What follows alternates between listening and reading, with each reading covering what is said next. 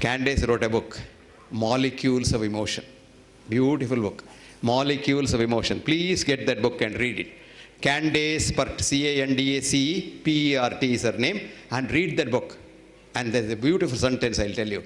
Time will come when you get a headache, you don't look for a pill, instead sit in one place and elevate your consciousness to the level where your own brain produces enough opioids to kill your pain. Full stop. What a beautiful thing. And that is the future of medicine, my dear friends. But we have to take it out, de-link it from money. Unless you de-link medicine from money, this medicine will kill mankind. I don't know how many of you have read this beautiful article. If you have not, read it in the Google free. It's called Death by Medicine. There are 5 authors. The first author's name is Gary Null, G-A-R-Y-N-U-L-L. Please read that. You will get a shock of your life that we are the leaders of death in the world, followed by cancer low down and heart attack much lower down. On the top of the list, in a country where we think there are so much checks and balances, if it could happen, you horrified, you take the audit in India, my God, you will be shocked. That is why we went to the IOM, convinced them that the future of health definition should not have absence of disease, because there is nobody who has no disease. If I now scan all of you with the TBS, all of us will have not one cancer, 10 to 15 cancers. But they don't become cancers, they all die. When do they die? When you have a good mind and when you want to help someone, cancer cannot grow in you. But when you eat a lot, like a pig, and hate everyone, cancers grow like a tree. And that's what happens. And it's in the mind. Everything is in the mind. And where is the mind? Never mind. And the mind is everywhere. It's in my hand. And who is the mind? For every 9 cells of germs in my body, I have 1 cell of mine. In your body, for every single cell of yours, you have 9 germ cells.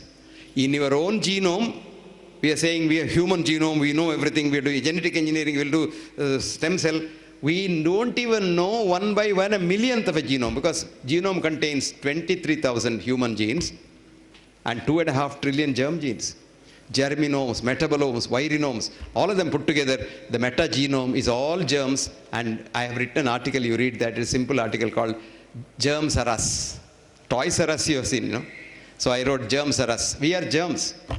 So when I say, did your father have diabetes? Yes, sir. Oh, then you become a diabetic. With fear itself, the sugar will go up. Your father's diabetes has nothing to do with you. Because your father and you, the relationship is 1 in a million zeros, 1.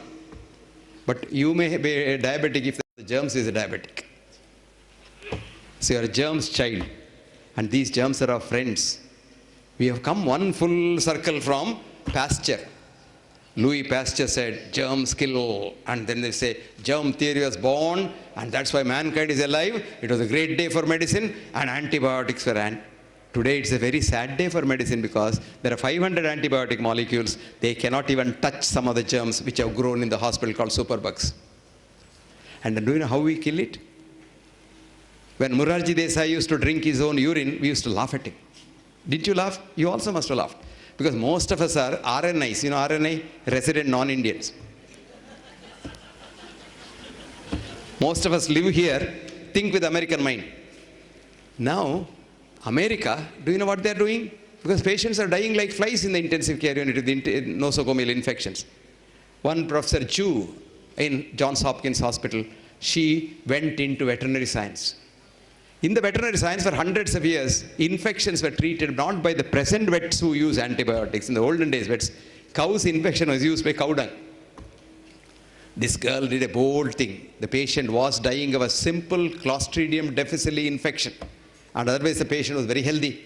So she gave the shit of her patient's own mother, 250 shit, emulsified, put it in a tube and put it in the mouth. By evening, the patient became all right. Now for severe infection, the treatment is, in American jargon, fecal transplant. Fecal transplant. Morarji Desai was drinking urine. Today it's fecal transplant. Now America says human urine has so much of kallikreins and so much of immune boosters that it could be treatment. And cow's urine is now patented for treatment. as an immune booster.